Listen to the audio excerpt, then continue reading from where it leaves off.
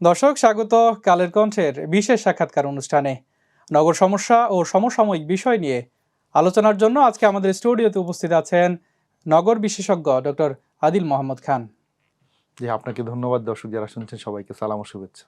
আদিল ভাই, আমরা আজকে বেশ কিছু বিষয় নিয়ে আলোচনা করার চেষ্টা করব। নাগরিক সমস্যা আসলে অনেক, যে সেই সমস্যাগুলোর সমাধানে বিভিন্ন সময় আমরা দেখতে পাই কাজ হয়, কিন্তু ফলাফলটা আসলে ওই হিসেবে আসে না। আজকে আমরা সব বিষয় নিয়ে হয়তো আলোচনা করতে পারবো না, গুরুত্বপূর্ণ কয়েকটি বিষয় আমরা আসলে আলোচনা করার চেষ্টা করব। আমরা যদি শুরুতেই আলোচনা করতে চাই, এখনকার আলোচিত যে বিষয়টি আমরা দেখতে পাচ্ছি, নাগরিকদের ভালোভাবে হাঁটার জন্য, মন খুলে হাঁটার জন্য বা নিঃশ্বাস নিয়ে হাঁটার জন্য যে জায়গা ফুটপাত, সেই ফুটপাত কিন্তু বছরের পর বছর বেদখল হয়েছিল, এখনো আছে। নতুন সরকার এসে সেই ফুটপাতগুলো বেদখল থেকে মুক্ত করার চেষ্টা করছে, উচ্ছেদ হচ্ছে। আমরা আসলে এই উচ্ছেদের ফলাফল কি পেতে পারি? এই উচ্ছেদের মাধ্যমে নাগরিকরা কি আসলেই তার অধিকার ফিরে পাবে কিনা, যদি একটু আলোচনা করতেন। দেখেন, ঢাকা শহরে যে ফুটপাতগুলো দীর্ঘ সময় ধরেই তো আসলে অব্যবস্থাপনা এবং দখলে আছে, এবং এই দখলের একটা চক্র আছে। যে আমরা তো বাহ্যিকভাবে দেখি যে ফুটপাতে দরিদ্র লোকেরা তারা হকার হিসেবে বসেন, কিন্তু তার পেছনে গল্প আছে। এই হকারদের মাসোহারা দিতে হয়, এখানে স্থানীয় পলিটিক্যাল যারা লোকরা আছে তারা সেখান থেকে টাকা তোলেন, তার সাথে আইন শৃঙ্খলা রক্ষাকারী বাহিনী তারাও সেই টাকার ভাগ পান, রাজনৈতিক দলের কাছেও এটা ভাগটা পায়। তো যার ফলে ঢাকা শহর নিয়ে এই ফুটপাত উচ্ছেদের অনেকবার অনেক ধরনের উদ্যোগ ছিল, কিন্তু সবগুলো উদ্যোগী লোক দেখানো ছিল। এবং আরেকটা কথা বারবার প্রচলিত হয় যে এই ধরনের উচ্ছেদ অভিযানের মাধ্যমে অনেক সময় দেখা যায় যে আপনার কাদের কাছে আপনি মাসোয়ারা দিচ্ছেন সেই লোকগুলো বদল হয়। অনেক সময় সরকার পরিবর্তন হলে তাহলে নতুন সিস্টেমে নতুন কারা এখান থেকে টাকা নেবেন সেই জিনিসটা আসে। তো যার ফলে তো এখন আমরা এই সরকারের সময় আমরা দেখলাম যে আবার নতুন করে উচ্ছেদ অভিযান হচ্ছে, যেটা অনেক এখন বলে ইঁদুর বিড়াল খেলার মতো। এই কিছু আগের যে উচ্ছেদ অভিযানগুলো ছিল, সেগুলোর মধ্যে এবারেরটার কোনো পার্থক্য দেখতে পাচ্ছেন কিনা? আমরা মাঠ পর্যায়ে আসলে দেখি যে আগে যে উচ্ছেদগুলো হতো, হয়তো পুলিশ চলে যাওয়ার পরপরই আবার দখল হয়ে যেত। সেই ক্ষেত্রে এবার কি একটু ব্যতিক্রম মনে হচ্ছে না? যে আগে যেরকম সাথে সাথেই দখল হয়ে যেত, সেটা একটু বিলম্বিত হচ্ছে, অথবা কোথাও কোথাও এখনো বেদখলই আছে, এরকম কি দেখতে পাচ্ছেন কিনা এবার আপনার আসলে নজরে? যদি আমরা খেয়াল করি, কিছু কিছু এলাকাতে দেখা যাচ্ছে যে উচ্ছেদ করার পরেও সেই জায়গাতে এখনো ফেরত আসেনি হকার, কিন্তু অনেক এলাকাতে ফেরত এসেছো। মানে এটা কি এটা আমরা একটু আশার বাণী বা এখন আশান্বিত আমরা হতে তো পারি আসলে কিনা? আশা করতেই চাই। কারণটা কি, ফুটপাত বিশেষ করে ঢাকার মতো মেগা শহর যেখানে 2 কোটির উপরে মানুষ থাকে, প্রতিদিন কয়েক কোটি ট্রিপ হয়, যার অধিকাংশ হচ্ছে ফুটপাতে। তাহলে আমার যদি হাঁটার জায়গা না থাকে, তাহলে আমি হাঁটবো কোথায়? তাহলে আমাকে অবশেষে রাস্তায় নামতে হবে হাঁটার জন্য, এবং সেই রাস্তা মানে কি, সেখানে আপনার দ্রুতগতির বাহন, সেখানে আমি অ্যাক্সিডেন্টে পড়ছি। এবং ঢাকা শহরে আপনি যদি খেয়াল করেন, প্রচুর পথচারী কিন্তু মানে আপনার হচ্ছে যে দুর্ঘটনার শিকার হয়। পথচারী তো দুর্ঘটনার শিকার হওয়ার কথা না, যদি আমরা ফুটপাতে হাঁটতাম এবং গাড়িও ডিসিপ্লিনে থাকতো। তাহলে এটা আসলে একটা বড় শহরের জন্য ফুটপাতে হাঁটার একটা অধিকার। আবার বিপরীতে আমাদের যারা দরিদ্র লোকেরা, যারা হকার হিসেবে শহরে বিভিন্ন ধরনের ইনফরমাল ইকোনমিক অ্যাক্টিভিটির সাথে থাকেন, তাদেরকে জীবনের বাঁচার অধিকার, সেটাও তাদের রাইট। তাহলে এর ব্যালেন্সটা কোথায়? ব্যালেন্সটা হচ্ছে যে পৃথিবীতে সকল দেশেই তো দরিদ্র লোক থাকে, তাহলে সেসব দেশে দরিদ্র লোকদের জন্য সামাজিক নিরাপত্তা খাত থেকে তাকে ভাতা দেওয়া হয়, যার ফলে সে অন্তত মিনিমাম ন্যূনতম বেঁচে থাকার মতন একটা অবলম্বন সে আয়দার ভাতার মাধ্যমে পায়, কিংবা তাদেরকে প্রায়োরিটি দিয়ে কোনোভাবে কর্মসংস্থানের সাথে যুক্ত করার প্রয়াস থাকে। তাহলে তাকে তো চাইলেই আপনি একটা রাজপথে, যেটা হচ্ছে যে পাবলিক স্পেস, ফুটপাথ তো পাবলিক স্পেস, পাবলিক স্পেস আপনি চাইলে তো একটা কোনো একটা ভ্রাম্যমান কোনো কিছু নিয়ে আপনি বসতে পারেন না। তাহলে এখন রাষ্ট্রের দায়িত্ব ছিল ফুটপাথগুলোকে সংরক্ষণ করা, এবং পৃথিবীর সব জায়গাতে যে হকার থাকেন এমন না, সেটা কিন্তু পরিকল্পনার অংশ হিসেবে ফুটপাথের কোন লোকেশনে আপনি কয়জন হকারকে বসতে দিবেন, তাকে এক ধরনের সুশৃঙ্খলভাবে আইডি কার্ড বা কোনো এক ধরনের, তাকে এক ধরনের আইডেন্টিটি দিয়ে বসতে দেওয়া হয়। সাবেক বিভিন্ন মেয়রের সময় কিন্তু আমরা যতটুকু জেনেছি যে এই ধরনের বিভিন্ন উদ্যোগ নেওয়া হয়েছিল, যেগুলো যদিও বাস্তবায়নের মুখ দেখেনি। আইডি কার্ড প্রদান করা, অথবা কিছু নির্দিষ্ট জায়গা চিহ্নিত করা, যেখানে হয়তো নতুন করে স্টিল মার্কেট, যেটাকে আমরা বলে থাকি, ওই ধরনের মার্কেট করে পুনর্বাসন করা। আবার শিক্ষিত, অর্ধশিক্ষিত, আবার বয়োবৃদ্ধ যারা আছে তাদেরকে বিভিন্নভাবে পুনর্বাসন করা। শিক্ষিতদেরকে দেশের সরকারি, বেসরকারি বা আধা সরকারি যে স্বায়ত্তশাসিত বিষয়গুলো আছে ওইখানে যেখানে যেখানে চাকরির সুযোগ করে দেওয়া যায় সুযোগ করে দেয়া। আর যারা অর্ধশিক্ষিত কিন্তু এখনো বয়োবৃদ্ধ না তাদেরকে হচ্ছে ফুটপাতের আপনি যেটা বললেন হয়তো স্টিল মার্কেট করা অথবা নির্দিষ্ট সময় নির্দিষ্ট জায়গায় বসার সুযোগ করে দেয়া। এগুলো আসলে কোনো কিছুই বাস্তবায়ন হয়নি। এখন আসলে নতুন সরকার সেই বিষয়গুলো ভাববে কিনা, আপনারা আপনাদের জায়গা থেকে ওই ধরনের যোগাযোগ করছেন কিনা, যে পরামর্শ দিচ্ছেন কিনা? আমরা তো সবসময় পরামর্শ দিয়ে থাকি। দেখেন, বিগত সরকারের যে রেফারেন্সটা টানলেন, ধরেন ঢাকা শহরে কত লক্ষ হকার আছে সেটাও সরকার জানে না। মানে আপনি যে পুনর্বাসন করবেন, কাকে করবেন, কতজনকে করবেন, মানে কোথাও 3 লাখ, কোথাও 4 লক্ষ, বা কোথাও বলে আরো বেশি হকার আছে। বিগত যত ধরনের পুনর্বাসন প্রক্রিয়া ছিল সেটা অত্যন্ত স্বল্প কয়েকজনের জন্য হয়। একটা যদি আপনি হকার মার্কেট করেন সেটাতে আপনি কত 200-500 যদি বেশি হন দিলেন। আবার গত সরকারের সময় আগারগা বা মিরপুরে কিছু জায়গাতে এই ধরনের পরীক্ষামূলক কার্যক্রম করা হয়েছিল। হলিডে মার্কেট, হলিডে মার্কেট ছিল, কোথাও নাইট মার্কেট। হ্যাঁ, সবকিছু কিন্তু অতি অল্প লোকের জন্য। তো অতি অল্প লোকের জন্য তো আপনি একটা ফুটপাতে সুন্দর করে সবকিছু করতে পারবেন।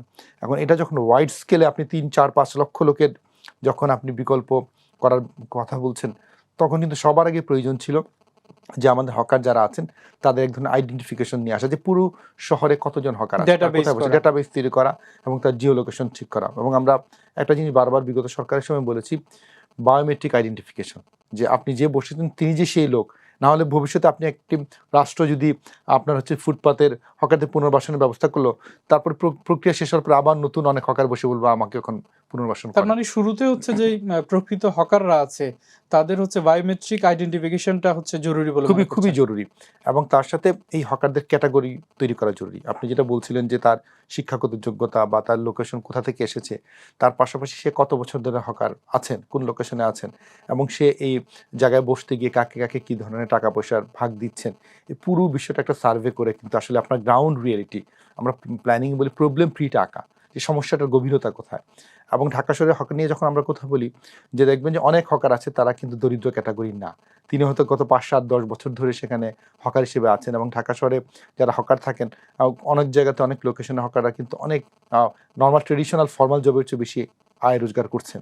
তো তাদেরকে তো আপনি হকার হিসেবে প্রিভিলেজ দেবার কোনো সুযোগ নাই। ইতিমধ্যেই তিনি হয়তো বড় অঙ্কের একটা অর্থনৈতিক একটা লাভ করেছেন। তাহলে সেভাবে আমরা যদি পুরো আইডেন্টিফিকেশন এবং তার ক্যাটাগরাইজেশন করতে পারতাম, তাহলে বলতে পারতাম যে এই হকার, তার কিছুই নেই, তাকে এখান থেকে সরিয়ে দিলে পরবর্তী বেলায় তার পরিবারের খাবারের কোনো সুযোগ নেই। আবার যেই হকার, তাকে যদি আপনি এখান থেকে সরিয়ে দেন, সে অনেক বছর কাজ করেছে, তার কোনো ধরনের ইকোনমিক বড় ইম্প্যাক্ট পড়বে না। তাহলে সরকারও বুঝতে পারতো যে তার টার্গেট গ্রুপ কতটুকুকে তার পুনর্বাসন করতে হবে।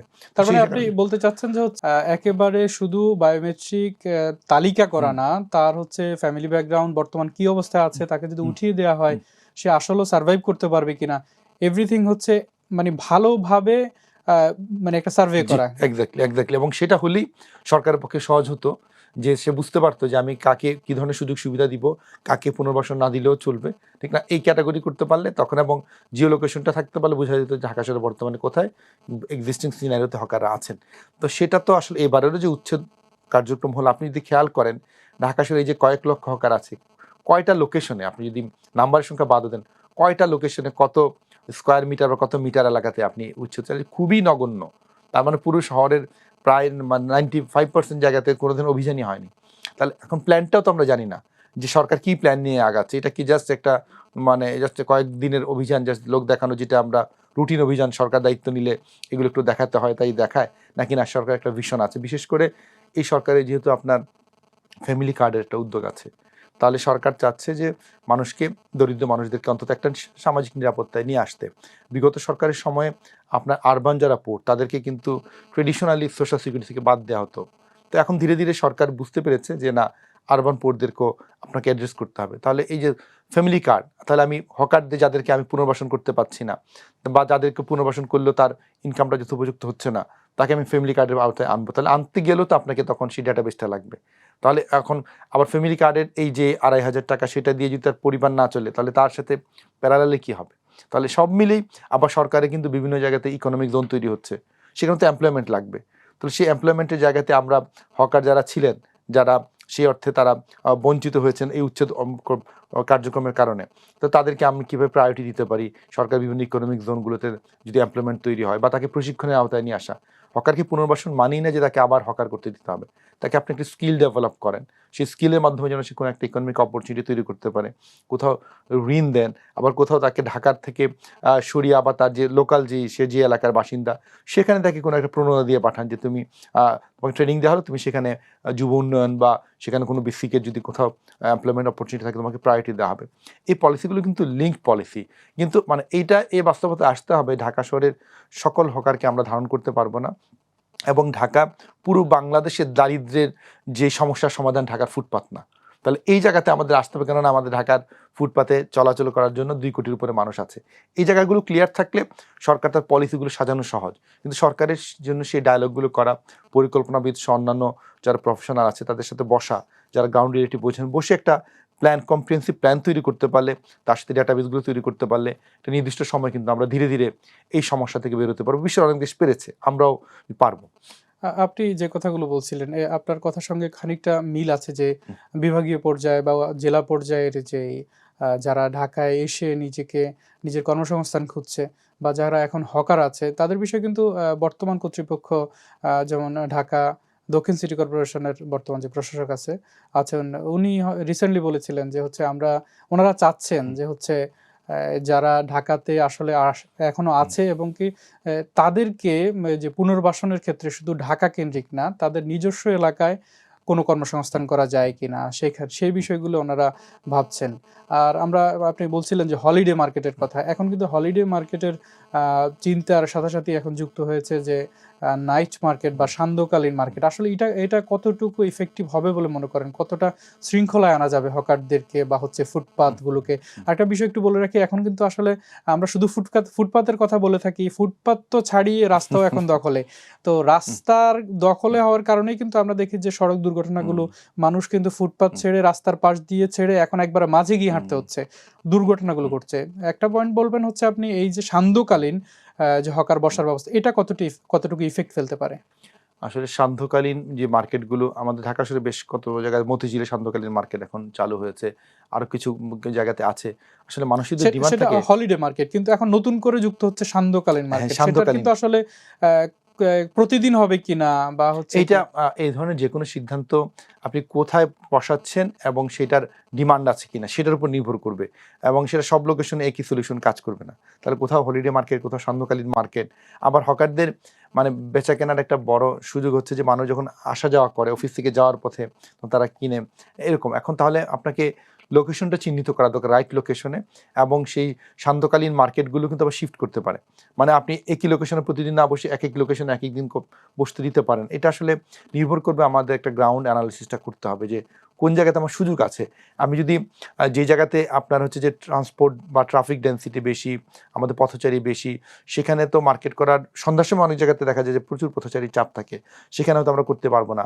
কিন্তু আবার যে জায়গাতে রিলেটিভলি একটু স্পেস আছে, সন্ধ্যাকালে চাপ কম থাকে, এবং সেই জায়গাটাকে আমরা সেই অর্থে হকারদের জন্য আকর্ষণীয় তৈরি করা, এবং যারা কাস্টমার কেয়ার তারা যেন আকর্ষণীয়। কিন্তু আমাদের যে ধারণা থেকে বেরিয়ে আসতে হবে যে রাস্তায় আমরা সকল কেনাবেচা করবো। বাংলাদেশের একটা মনোবৃত্তি হচ্ছে যে আপনার রাস্তা থেকে সব নিতে চাই, আমাকে তো কোথাও না কোথাও মার্কেটে যেতে হবে, ঠিক না? রাস্তা যদি আপনি সব জায়গায় যান রাস্তায়, তাহলে তো রাস্তা থাকলো না, তো রাস্তারই দোকান হয়ে গেল। তাহলে এই যে আমাদের কালচারাল একটা চিন্তা যে আমি আমার বাড়ির সামনে থেকে সব পেতে চাই, তো ওই জায়গা থেকে সরা দরকার। আমি একটা ছোট উদাহরণ শেয়ার করতে চাই যে আমি ওই যে গত কয়েক মাস আগে হঠাৎ করে একদিন খেয়াল করে দেখলাম যে আমার যাতায়াতের পথে ভূতের গলি পড়ে, ভূতের গলিতে লেখা হকার মুক্ত ভূতের গলি।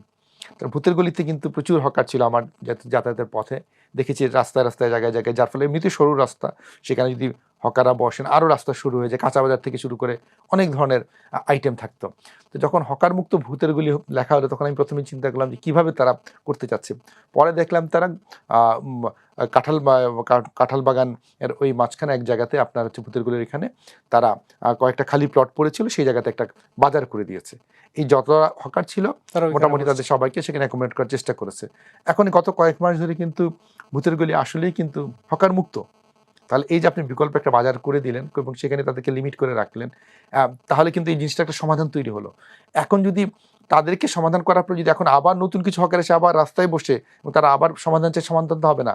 তার মানে লিমিটেড সংখ্যাকে আপনি সমাধান দিতে পারবেন, তাহলে আমাদের সেই জায়গায় যেতে হবে যে বিষয়টা এমন হচ্ছে যে হকার যারা আছে তাদেরকে পুনর্বাসন করা, নতুন করে হকার যাতে না আসে সেটাকে নিরুৎসাহিত করা। কারণ আপনি পুরো বাংলাদেশের দারিদ্র্যের সমাধান ঢাকার ফুটপাত বা রাস্তা না। এবং আপনি যেটা একটু আগে বলছিলেন, অনেক মানে আমাদের শহরের অনেক রাস্তার মধ্যেই হকারা বসছে, তা ফুটপাতে না, ফুটপাতে দখল শেষ।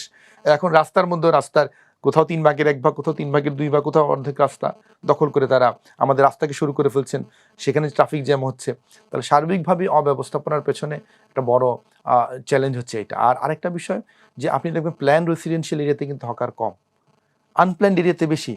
তাহলে এটা তো একটা আসলে মানে আমাদের চিন্তা করতে প্ল্যানিং এবং পলিসির দিক দিয়ে, কেন আনপ্ল্যান ইয়েতে জায়গায় এত বেশি, কেন প্ল্যান ওয়েতে আপনি সরকারি যদি ধানমন্ডি দেখেন, আপনার গুলশান দেখেন, এমনকি বসুন্ধরা প্রাইভেট রেসিডেন্সিয়াল এরিয়া, সেখানে তো আপনার হকার নাই। তাহলে রেগুলেশন থাকলে হকার থাকেন, এটার প্রমাণ। আবার আনপ্ল্যান্ড এতে কোনো রেগুলেশন নাই, সেখানে হকার হচ্ছে, কেউ বাধা দিচ্ছে না। তাহলে ডিসিপ্লিন দরকার। ভূতেরগুলি যে উদাহরণটা দিলাম, সেখানে কিন্তু কমিউনিটি মিলে এই সমাধানটা করেছে, রাষ্ট্র যায়নি। তাহলে কমিউনিটি দেখেছে হকারের কারণে তাদের চলাচলের সমস্যা হচ্ছে, অ্যাক্সিডেন্ট হচ্ছে, তখন তারা একটা সমাধান তৈরি করেছে। সমাধান সম্ভব যদি আপনি সংখ্যাটাকে নিয়ন্ত্রণ করতে পারেন, টার্গেট গ্রুপ নিয়ন্ত্রণ করতে পারেন, এবং আপনি এনফোর্স করতে পারেন যে আমি নতুন কাউকে রাস্তায় বসতে দিব না। হ্যাঁ, কেননা এটা দরিদ্রের সমাধান কখনোই ফুটপাত হতে পারে না। আমরা রাষ্ট্র হিসেবে নাগরিকদের প্রতি রাষ্ট্রের দায়বদ্ধতা আছে, সেটার জন্য বিকল্প চিন্তাগুলো করতে হবে।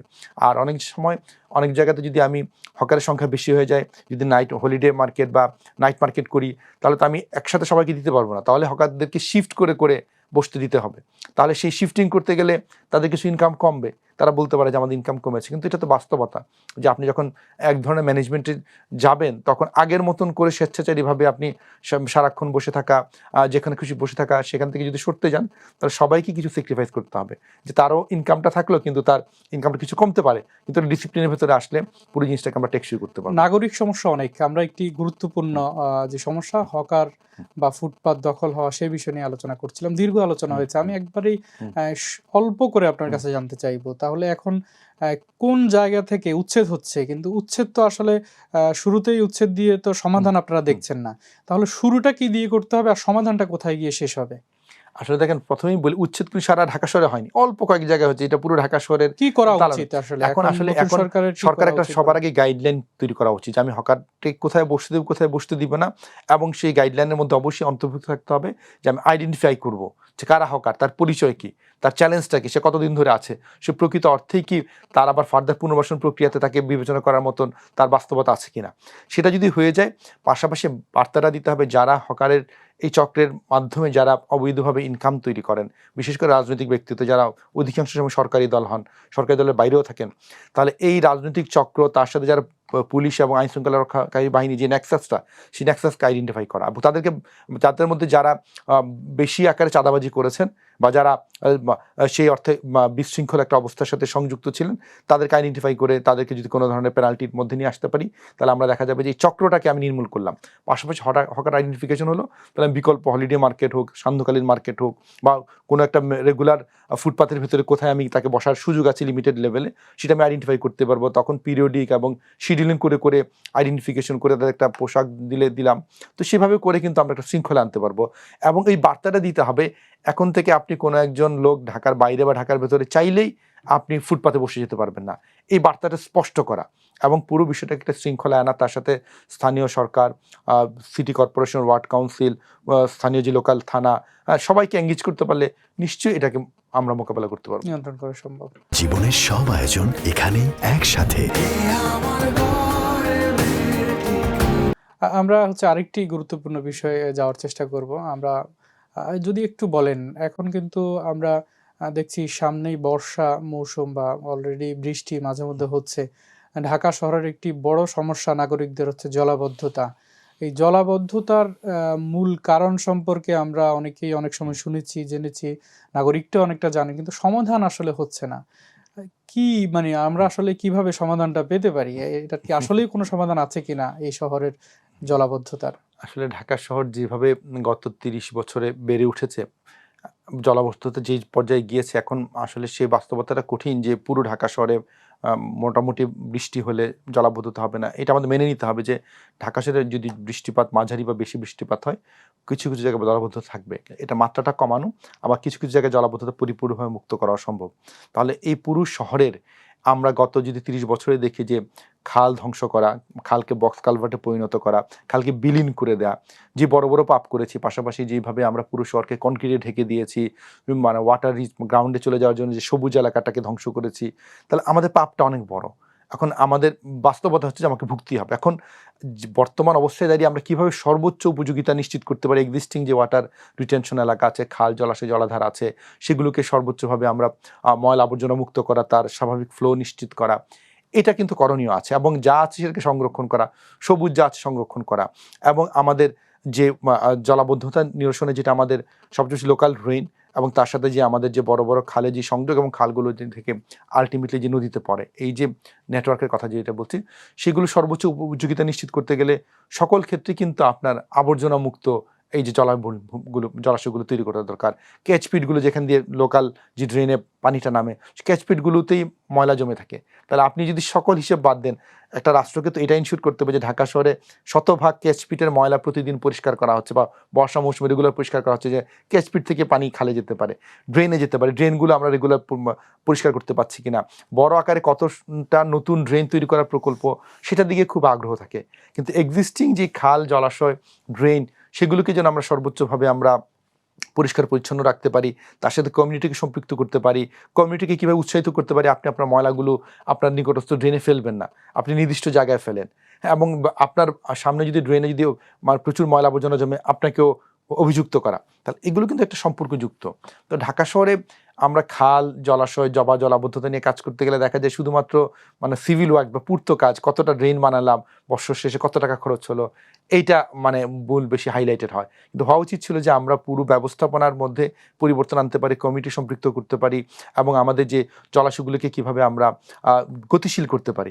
নাগরিক সচেতনতা মানে কতটা দরকার? আমরা দেখি বিভিন্ন সময় সিটি কর্পোরেশন যখন খালগুলো হচ্ছে পরিষ্কার করা শুরু করে, বড় বড় ধরনের বিভিন্ন ময়লা পাওয়া যায়। অনেক সময় মানুষের ব্যবহৃত ফ্রিজ পর্যন্ত হচ্ছে আমরা বড় বড় ড্রেনে দেখতে পাই। তারপরে হচ্ছে কম্বল, নানা ধরনের বড় বিষয়গুলো, জাজিম ইত্যাদি বিষয়গুলো দেখতে পাই। আসলে কতটা অসচেতন হলে মানুষ ড্রেনের মধ্যে এই বিষয়টা ফেলতে পারে? কারণ একটা বড় যখন একটা কিছু পড়ে ড্রেনের মধ্যে, সাধারণত টিস্যু বা পলি পড়েই তো হচ্ছে ড্রেন বন্ধ হয়ে যায়। তাহলে এই যে বিষয়গুলা, সাধারণ মানুষ আসলে কতটা সচেতন? এবং নাগরিক সচেতন যদি না হয়, তাহলে একটা সিটি কর্পোরেশন একার পক্ষে এই পুরো বিষয়টাকে সামাল দেওয়া সম্ভব না। কিন্তু আমাদের দুর্ভাগ্যজনক নাগরিকদের যে সচেতন করা, কাউন্সিলিং করা, এবং একটা পর্যায়ে নাগরিকদেরকে প্যানালাইজ করা, সবগুলোই লাগবে। কিন্তু দুর্ভাগ্যজনক যে আমরা এটা নিয়ে খুব বেশি কাজ করিনি। যে বারবার অনেক সময় বলা হয় যে নাগরিকরা যদি না সচেতন হয় আমরা কি করব। না, নাগরিককে কীভাবে সচেতন করতে বাধ্য করা যায়, এইটা কিন্তু রাষ্ট্রের দায়িত্ব। আপনাকে প্রথমে বলবে যে হ্যাঁ আপনি ফেলবেন না, পরে বললে ফেললে কড়া ধমক দিবে, পরে কিন্তু আপনাকে দণ্ড দিবে, জরিমানা দিবে, আরও বেশি হলে আপনাকে জেলখানায় নিয়ে যাবে। তাহলে এটা কিন্তু আসলে সারা সকল দেশেই হয়। এবং বলা হয় যে আপনি যে জানেন না, না জানাটা কোনোদিন আপনার যে অপরাধের আপনার হচ্ছে বিকল্প হতে পারে না। তাহলে আপনাকে অবশ্যই, আপনি নাগরিক যেহেতু নগরে আছেন, আপনাকে জানতে হবে ময়লাটা কোথায় ফেলতে হয়, এবং রাষ্ট্রের দায়িত্ব হচ্ছে বিকল্প তৈরি করা, আপনার ময়লাটা ফেলা। দুর্ভাগ্যজনক হচ্ছে আমরা সবাই পছন্দ করি আমার ময়লাটা একদম স্ট্রেট ওয়ে খালের মধ্যে ফেলে দিতে, নিকটস্থ খালের মধ্যে ফেলতে। এবং ব্যক্তি পর্যায়ে তো বললাম, আপনি দেখবেন যে ঢাকা শহর বা ইভেন সাভার আমিনবাজারে যদি আপনি যান, শত শত লোকেশনে আপনার ইন্ডাস্ট্রিয়াল ওয়েস্ট একদম ডাম্প করে ফেলে দেওয়া হচ্ছে একদম খাল পারে। তাহলে এই যে একটা বাস্তবতা তৈরি হচ্ছে, তাহলে কি রাষ্ট্র কি দেখছে না যে এইভাবে ডাম্প করে ফেলা হচ্ছে? তাহলে এই ইন্ডাস্ট্রির মালিকরা কখন ফেলে, রাতে ফেলে, দিনে ফেলে, তাদেরকে চিহ্নিত করা। ব্যক্তি পর্যায়ে যে আপনি আপনার যদি বাসার ময়লা ফেলেন, আপনাকে চিহ্নিত করা, কিংবা দোকানের অনেক ময়লা ফেলে দিচ্ছেন। তাহলে নাগরিকদের যদি আপনি সচেতন না করেন, যতই কিছুদিন পর পর সিটি কর্পোরেশন কয়েক কোটি টাকার খাল উদ্ধার প্রকল্প বা খালে ময়লা আবর্জনা সরানোর প্রকল্প, এটা কাজ হচ্ছে না, হয়নি। তাহলে নাগরিকদের আপনি সম্পৃক্ত করেন, কোথাও টিভি ক্যামেরা লাগেন যেন আপনি শনাক্ত করতে পারেন, যেই দোকানের সামনে যেই খাল আছে, যে বাড়ির সামনে খাল আছে, তাকে আপনি বলেন যে নিয়ম নীতির আওতায় নিয়ে আসেন। তাহলে সামগ্রিকভাবে আপনাকে নাগরিকদের সচেতন এবং নাগরিকদের বাধ্য করা, এনফোর্স করা, আইনে প্রয়োগ করা, এটা করতে পারলে আমরা খাল উদ্ধারের আমরা ভূমিকা রাখতে পারবো। বিশ্বের অনেক দেশে কি হয়, নাগরিকদের মাসে কোনো একদিন, সপ্তাহে একদিন সরাসরি পরিষ্কার বা পরিচ্ছন্নতা অভিযানের সাথে সম্পৃক্ত করা। আমরা স্কুল পর্যায়ে করতাম যে স্কুলের ময়লা পরিষ্কার করা, তাহলে নাগরিকরা আমরা আমার এলাকার ময়লা পরিষ্কার করতে যাব। যখন আমি দেখবো যে এলাকা এত ময়লা আমরা ফেলি, তখন আমি যখন মানে পরিচ্ছন্নতা অভিযানের সাথে সম্পৃক্ত থাকবো, তখন আমি পরের বার ফেলতে গেলে ভাববো যে এটা ফেললে তো আবার আমাদেরকে পরিষ্কার করতে হবে। তাহলে এই জিনিসগুলো লাগবে। এখন রাষ্ট্র একা এই পুরো পরিচ্ছন্নতার পুরো কাজ রাষ্ট্র একা করতে পারে না, বা কয়েকজন আপনি পরিচ্ছন্নতা কর্মীর সাথে আপনি ছেড়ে দিতে পারেন না। আবার আমাদের যেটা দুর্বলতা, লোকাল পর্যায়ে কমিউনিটি পর্যায়ে যে আপনি ময়লা ফেলার স্থানগুলো আমরা পরিকল্পনা মাফিক নির্দিষ্ট করতে পারিনি। আপনি দেখবেন যে কোথাও ফেলতে যান আপনার বিনটা পাচ্ছেন না, আবার যে বিনগুলো বসেছিলাম সেগুলো চুরি হয়ে যাচ্ছে। দেখেন একটার সাথে একটা সম্পর্কযুক্ত।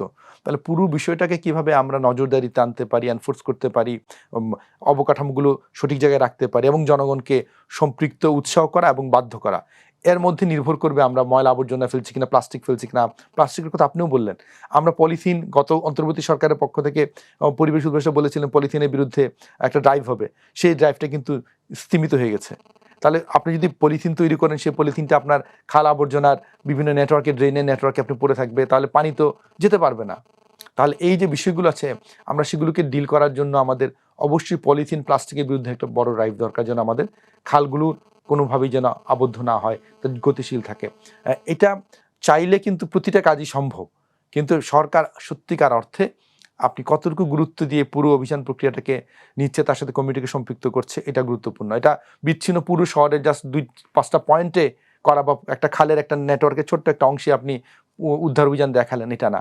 পুরো নেটওয়ার্কটাকে উদ্ধার করা, নেটওয়ার্কের সাথে অন্য নেটওয়ার্কের যে কানেক্টিভিটি রিস্টোর করা, এবং আলটিমেটলি এই পানিটা যেন সত্যিকার অর্থে আমাদের নদীতে ফেরত যেতে পারে, এই পুরো জিনিসটা নিয়ে কাজ করতে হবে। সিটি কর্পোরেশনের যে বাৎসরিক যে পরিচ্ছন্নতার কাজ, ড্রেনেজ পরিষ্কার করার কাজ, সেটা কন্টিনিউয়াসলি করতে থাকবে, কিন্তু নাগরিকদের যে দায়িত্ব সেটা হচ্ছে যাতে হচ্ছে ইচ্ছে করে যেখানে সেখানে ময়লা ফেলে ড্রেনেজ বন্ধ না হয়ে যায়, সে বিষয়ে আসলে আমাদেরকে সতর্ক থাকতে হবে।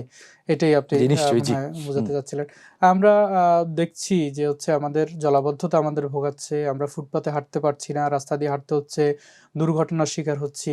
এর মধ্যে আবার আমরা রাজধানীতে এখন গত কয়েক বছর ধরে যেই একটি আরো বড় সমস্যা হয়ে দাঁড়িয়েছে, ব্যাটারি চালিত অটোরিকশা, যেটি আগে হচ্ছে অলিগলি সড়কে চলতো, আমরা দেখতাম হয়তো বিভিন্ন অলিগলি সড়কে চলতো, এখন মূল সড়কেও চলে আসছে এবং কি ফ্লাইওভারেও উঠে যেতে দেখা যাচ্ছে।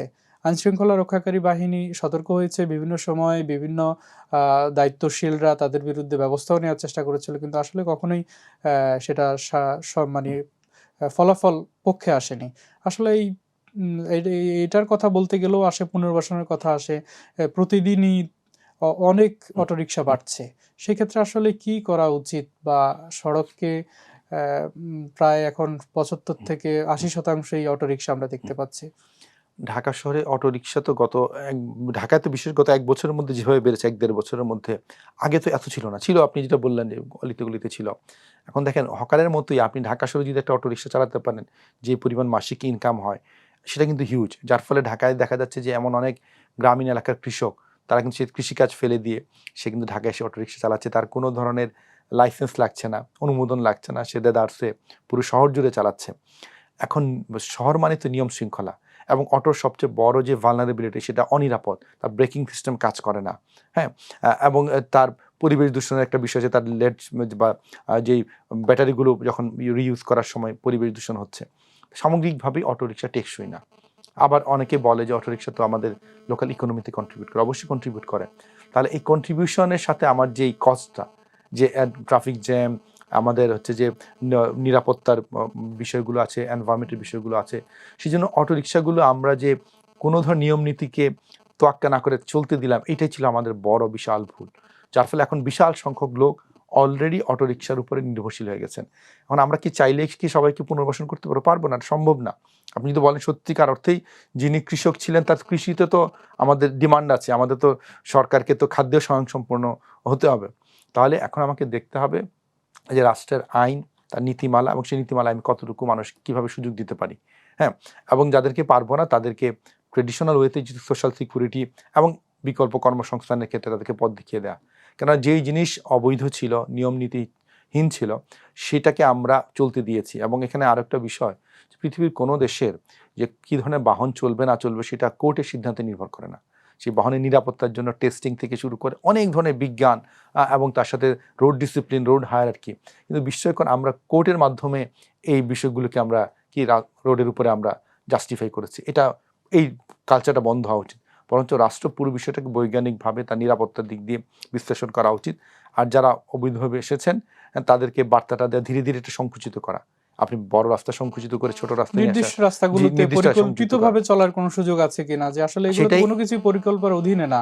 আমরা দেখি হাতির ঝিলের মতো, আমরা যেটাকে হচ্ছে ঢাকার ফুসফুস বলে থাকি, আপনারা বলে থাকেন বিভিন্ন সময়, সেখানেও কিন্তু আমরা দেখছি যে অবৈধভাবে যে মাইক্রোগুলো চলছে, মাইক্রো চলছে, সেদিক থেকে এফডিসির দিক থেকে ঘুরে ওদিকে যাচ্ছে, একমুখী রাস্তা হলো, রাস্তার পাশে দাঁড়াচ্ছে, লোক তুলছে।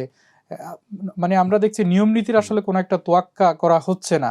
তো আসলে এই অটো রিকশাও তো এই নিয়ম নীতি তোয়াক্কা না করারই একটা ফলাফল আমরা দেখছি।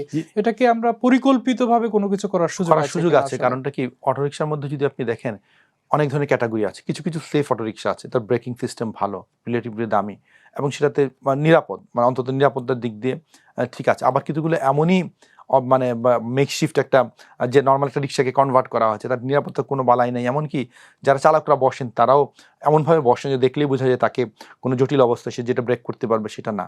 তাহলে আপনাকে চালাচ্ছে নিজেরও আসলে ওনারা নিরাপদ তারাও কিন্তু হচ্ছে অস্বস্তিকরভাবে বসেই চালাচ্ছে। তাহলে আপনাকে ক্লাসিফিকেশন করতে হবে যে অটো রিকশার যেই সংখ্যাটা আছে, যের মধ্যে মানে আপনি কোনটা খুবই নিরাপদ, কোনটা নিরাপদ না, কোনটাকে চালিয়ে নিরাপদ করা সম্ভব, কোনগুলো কোনোভাবে নিরাপদ করা সম্ভব না। ক্যাটাগরি করতে পারলে আপনি বুঝতে পারবেন যে কোনটাকে অ্যালাউ করতে পারবেন এবং কোন রুটে। যে আমি নির্দিষ্ট কিছু রুট তৈরি করে দিলাম, সেখানে কোথায় দাঁড়াবে না, পার্কিং কোথায় হবে, মানুষ কীভাবে উঠবে, সেই নিয়ম নীতি করতে পারলে কিন্তু অটো রিকশাগুলো একটা শৃঙ্খলা আসার সুযোগ আছে। এবং পুরো শহর জুড়ে তো আসলে আমাদের নিরাপত্তার জন্য ট্রাফিক শৃঙ্খলা দরকার। কিন্তু ওই যে আপনি যেটা ছোট মাইক্রোর কথাও বলছিলেন, যে আমাদের শহরে সবাই জানে যে আমি যদি অনিরাপদভাবে চালাই, নিয়মহীনভাবে চালাই, কেউ বলার কিছু নাই, আমি ম্যানেজ করতে পারবো। যেটা সমঝোতা না চাঁদাজি গল্পটা বিগত সময়ের ট্রান্সপোর্ট সেক্টর এসেছিল, আপনি সমঝোতা করতে পারলে আপনি যে কোনো কিছু নিয়ে আপনি এই শহরে পার পাবেন। বার্তাটা যদি সেটাই হয়, তাহলে ঢাকা শহরে কিন্তু আপনার অটো রিকশা বলেন, হকার বলেন, কোথাও থেকে আমরা মুক্তি পাবো না। আমাকে একটা কি মনে করছেন নতুন সরকার কি এই জায়গাগুলোতে আসলে স্পেসিফিকলি ধরে ধরে কাজ করার সুযোগ আছে কিনা? পরিবর্তন আপনি যে বলছিলেন অটো রিকশা আসলে চলাচল করতে পারে, কিন্তু সেটা হচ্ছে নিরাপদ কিনা সেটা একটু দেখে তারপর চলাচল করতে পারে, নির্দিষ্ট সড়কে চলাচল করতে পারে। কারণ হচ্ছে মানুষেরও তো যানবাহনের, ছোট যানবাহনের হয়তো দরকার আছে, যদিও আমরা উন্নত বিশ্বে বিভিন্ন জায়গায় দেখি যে ছোট যানবাহন একবারেই হয়তো কম, পাবলিক ট্রান্সপোর্টেই হচ্ছে সবচেয়ে বড় ভরসা। এই ক্ষেত্রে আসলে আমাদের সুযোগ আছে কিনা? আমাদের ওই যেটা হয়, আমাদের যেটা আগে তো ছিল প্যাডেল চালিত রিক্সা, সেটা কমে গেছে। কিন্তু এই যে অটো বা প্যাডেল চালিত রিক্সা, মানে বিশেষ করে রিক্সা, তো সেগুলোকে কিন্তু ছোট ছোট রাস্তায় চলাচল করার বাস্তবতা আছে, ডিমান্ড আছে। তাহলে আপনাকে নিরাপদ করতে হবে। তো সে নিরাপদ করলে কোথায় চলতে পারবে, আমরা কোথায় পারবো না, এটাকে যদি আমরা একদমই আলাদা করতে পারি এবং নিয়ম কানুনটাকে যদি মানাতে পারি, তাহলে এর মধ্যেও আমরা অনেকে অ্যাকোমোডেট করতে পারবো। আর যাদেরকে পারবো না, তাদেরকে তো তাকে সেই দুর্বল, নিরাপত্তাহীন সেই অটোরিক্সাগুলোকে অ্যাবান্ডন বা পরিত্যক্ত করতেই হবে। এবং যার কোনো লাইসেন্স, এবং অটোরিক্সা যারা চালাবেন তাকেও কিন্তু আপনাকে লাইসেন্সিং আওতায় আনতে হবে, তার ট্রাফিক রুলস শেখাতে হবে। তো এই বিজ্ঞানগুলো যদি আমরা না মানি, তাহলে যখন কোনো একজন মানুষ পথচারী মারা যাবেন অটোরিক্সার ধাক্কায় বা অন্য কোনো কারণে, অটোরিক্সা বা অন্য একটা মোটরের ভেহিকেলের মধ্যে যেহেতু গতির একটা ডিফারেন্স আছে, অ্যাক্সিডেন্ট হচ্ছে, তখন আর সেটাকে অ্যাক্সিডেন্ট বলার সুযোগ নেই। এটা আসলে কাঠামোগত হত্যাকাণ্ড, যেটা আমরা বারবার বলি। এই জন্য আমাদের পুরো বিষয়টাকেই, এবং অটোরিক্সা নিয়ে যখন আমরা কথা বলবো, যে রোড ডিসিপ্লিন শুধু অটোরিক্সার জন্য দরকার নাই, road discipline autorickshaw, motorcycle, private car, মানে যত ধরনের বাহন আছে সবার জন্য ডিসিপ্লিন দরকার। আমরা যেটা ভুল করি, আমরা অটোরিক্সা নিয়ে বলতে গেলে অটোরিক্সা নিয়েই বেশি কথা বলতে থাকি, কিন্তু আমাদের এই শহরে যে প্রাইভেট কার যত্র আপনার অবৈধভাবে পার্কিং করছে সেটা নিয়ে আলাপ হয় না। মোটরসাইকেল বেপরোয়াভাবে যাচ্ছে, সিএনজিও অনেক সময় কন্ট্রোল হচ্ছে না। তো সবগুলোকে কীভাবে নিয়ম নীতির আওতায় আনা যায় সেটা দরকার। এবং যেটা আমাদের পারমিশন নাই, যেটা অনিরাপদ, সেটা তো চলতে দেওয়ার সুযোগ নেই। তাহলে আমাদের জাহাঙ্গীরনগর বিশ্ববিদ্যালয়ে একজন ছাত্রী মারা গেলেন অটোরিক্সার ধাক্কায়, তখন একটা বড় আন্দোলন হয়ে পড়ে, সেটা বন্ধ হলো। এখন আবার অনেকে দাবি করছেন যে এটাকে লিমিটেড ওয়েতে ফেরানো যায় কিনা। তাহলে যে ডিমান্ড, সাপ্লাই, নিরাপত্তা, এগুলোকে নির্মমভাবে দেখতে হবে। এবং সব ক্ষেত্রেই আপনি শুধুমাত্র ইকোনমি না, রাদার সেফটিও গুরুত্বপূর্ণ, আমাদের সেফটিটা গুরুত্বপূর্ণ। এই জন্য আবার সবাইকে মেনে নিতে হবে যে আপনাকে প্ল্যানিংয়ে যদি আপনি বেটার একটা এনভায়রনমেন্ট তৈরি করতে চান, বেটার একটা সেফটি পরিবেশ তৈরি করতে চান, আপনাকে কিছু ক্ষেত্রে ছাড় দিতে হবে এবং কিছু ক্ষেত্রে আপনার ক্ষতির সম্মুখীন হতে হবে। কাউকে আপনার অটোরিক্সা ছেড়ে দিতে হবে, এটা সে শহরে এসে পড়েছে, একবার চালিয়েছে মানেই যে সে অবারিতভাবে সেই শহরে অটোরিক্সা চালানোর লাইসেন্স পেলে, এমনও না। কিন্তু তাকে রাষ্ট্রের সামাজিক নিরাপত্তার আওতায় আনা, তার দারিদ্র্য সমস্যা সমাধান, কর্মসংস্থান, সেই জায়গাতে তাকে আলাপটা করতে হবে। এটা এমন না সে অটোরিকশা চালক হিসেবে না, বরঞ্চ একজন দরিদ্র লোক যার পরিবারের চলতে পারছেন না, তাকে দারিদ্র্য মোকাবেলা করা, তার বিকল্প কর্মসংস্থান, সামাজিক নিরাপত্তা, সেই জায়গায় যদি অটোরিকশা হকার সমস্যাগুলো দেখি তাহলে সমস্যাগুলো সমাধান করা আসলে আমরা একবারে শেষ পর্যায়ে, যদিও নাগরিক সমস্যা অনেক আলোচনা করে হয়তো শেষ করা যাবে না, আমরা দেখলাম যে হচ্ছে ফুটপাত আমাদের দখল হয়ে যাচ্ছে, ফুটপাত উচ্ছেদের জন্য কাজ চলছে, ফুটপাত ছাড়িয়ে রাস্তাও দখল হয়ে যাচ্ছে, রাস্তা দখলের পর ওইখানে পথচারী হাঁটছে, সেখানে আবার পার্কিং সমস্যা, পার্কিং হয়ে যাচ্ছে, সে যেটুকু রাস্তা আছে সেখানে আবার অবৈধ অটোরিকশা চলছে। সবকিছু মিলিয়ে আসলে নাগরিকদের বসবাস করা অনেক কঠিন একটা পর্যায়ে পৌঁছে গেছে। একবারেই শেষ পর্যায়ে যদি আপনি কিছু বলতে চান দর্শকের উদ্দেশ্যে, আসলে নাগরিক সচেতনতার কথা আমরা বলছি, আমাদের দর্শকরাও তো নিশ্চয়ই এই শহর, এই দেশেরই বাসিন্দা, এই দেশেরই নাগরিক, আসলে হচ্ছে কেমন করে চলা উচিত একবারে সংক্ষেপে। আমরা আসলে নিজের অধিকার নিয়ে বলতে যাই, নাগরিক অধিকারের কথা বলি, নিজেরাই নাগরিক অধিকার ক্ষুণ্ণ করছি, আবার যখন নিজে ইফেক্টেড হচ্ছি তখন অধিকারের কথা বলছি। এই বিষয়গুলো আসলে আমরাই তৈরি করছি, আমরাই ভুক্তভোগী হচ্ছি। কর্তৃপক্ষ তো অবশ্যই যথাযথ দায়িত্ব পালন না করলে অবশ্যই সেটার জন্য দায়ী থাকছে। যদি একবারে শেষ, আপনি যেটা বলছিলেন নাগরিকদেরকে, মানে যেহেতু আমরা নগরে এসেছি, নাগরিক আচরণ, সিভিক সেন্সগুলো খাটানো, যেখানে সেখানে ময়লা ফেলা যাবে না, রাস্তায় পারাপার হলে ট্রাফিক রুলস পার হতে বেপরোয়াভাবে আমি হঠাৎ করে রাস্তা পার হবো, এই ধরনের আচরণ করার সুযোগ নেই। আমরা অনেকে হয়তো বুঝে করি, অনেকে না বুঝে করি, কিন্তু আমাদের ধীরে ধীরে বুঝতে হবে যে আমার যদি একটু সময়ও লাগে আমি ময়লাটা সঠিক জায়গায় ফেলবো, হেঁটে গিয়ে আমার সময় লাগে, আস্তে ধীরে পার হবো। আর পাশাপাশি রাষ্ট্রের দায়িত্বের জায়গায় যেটা হচ্ছে পলিটিক্যাল কমিটমেন্ট। বাংলাদেশের রাষ্ট্রের অনেক সমস্যা সমাধানটা হচ্ছে না কারণ পলিটিক্যাল কমিটমেন্ট নাই। অনেক সময় পলিটিক্যাল পার্টিরা লোক দেখানো কমিটমেন্ট করে, কিন্তু সে তার নিজের দলীয় কর্মীদেরকে নিয়ন্ত্রণ করতে ব্যর্থ, তারাই চাঁদাবাজি করছে। তাহলে এবং এখনকার সরকার আমলেও অনেক চাঁদাবাজি, দলীয় চাঁদাবাজি অভিযোগগুলো আছে। তাহলে সরকার যদি চাঁদাবাজিগুলোকে নিয়ন্ত্রণ করতে পারে এবং সে যদি সেই কমিটমেন্টটা দেখাতে পারে আমরা জনগণের পাশে আছি, সে দরিদ্র হোক, হকার হোক বা অটো চালক হোক, আমি তাকে দেখব, সে রাষ্ট্রের নাগরিক, সোশ্যাল সিকিউরিটি পাওয়া রাষ্ট্রের নাগরিকদের অধিকার, এবং নাগরিকরাও যদি রাষ্ট্রকে সাপোর্ট করে তাহলে আমরা দিন শেষে হয়তো সময় লাগতে পারে কিন্তু আমরা ধীরে ধীরে একটা বেটার একটা আরবান এনভায়রনমেন্টে আমরা যেতে পারবো। তবে সবার সাথে লাগবে আরবান প্ল্যানিং এবং আমাদের হচ্ছে ডেভেলপমেন্ট কন্ট্রোল। এই শহরে যদি আপনি এখন 2-2.5 কোটি লোক আছে, যদি 3-3.5-4 কোটি লোক আনতে চান, কোনো সিস্টেম দিয়ে এটা কাভার করবে না। দেশেও অন্য এলাকা বিকেন্দ্রীকরণের কথাটা এসেছে, অন্য এলাকাতে যদি আমরা নাগরিক সুযোগ সুবিধা তৈরি করতে পারি তাহলে ঢাকার উপরে চাপ কমলে ঢাকাকে ম্যানেজ করা রাষ্ট্রের জন্য সহজ হবে। ধন্যবাদ আদিল ভাই। দর্শক, আপনারা শুনছিলেন এতক্ষণ কালের কণ্ঠের বিশেষ সাক্ষাৎকার অনুষ্ঠানে। আমাদের সঙ্গে এতক্ষণ ছিলেন নগর বিশেষজ্ঞ ডক্টর আদিল মোহাম্মদ খান। তিনি বলছিলেন যে নাগরিক অধিকার যেমন আছে, নাগরিক সচেতনতাটাও খুব জরুরি। একই সাথে সচেতনতার পাশাপাশি আমাদের যেই দায়িত্বশীল কর্তৃপক্ষগুলো আছেন, যারা এই দেশের, এই নগরের বিভিন্ন শহরের দায়িত্বে আছেন, তাদেরও তাদের দায়িত্বটি সঠিকভাবে পালন করতে হবে। এতক্ষণ আমাদের সঙ্গে থাকার জন্য সকলকে ধন্যবাদ।